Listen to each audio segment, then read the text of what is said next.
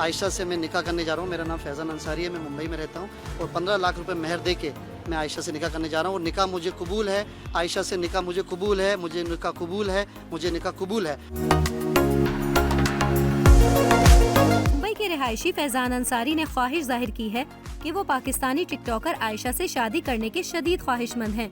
उन्होंने बताया कि वो 2 दिन बाद भारत में मौजूद पाकिस्तानी सिफारत खाने में जाकर वीजे की दरख्वास्त देंगे।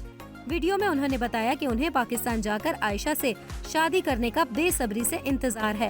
वो अपनी शादी की तकरीबात लाहौर समेत मुंबई में भी रखने के ख्वाहां है। उन्होंने ये भी बताया कि वो आयशा को 3 बार कबूल कर चुके हैं और साथ ही उम्मीद जाहिर की कि पाकिस्तान जाने के बाद आयशा भी उन्हें निकाह में कबूल करेंगी।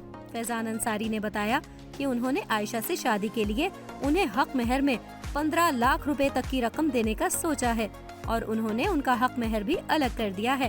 उन्होंने कहा कि वो पाकिस्तान जाकर आयशा को हक महर अदा करके उनसे शादी करेंगे और उन्हें अपनी दुल्हन बनाकर मुंबई ले आएंगे। फैजान अंसारी ने आयशा को मुखातिब करते हुए कहा कि आयशा, आपका दिलबर आपको लेने आ रहा है।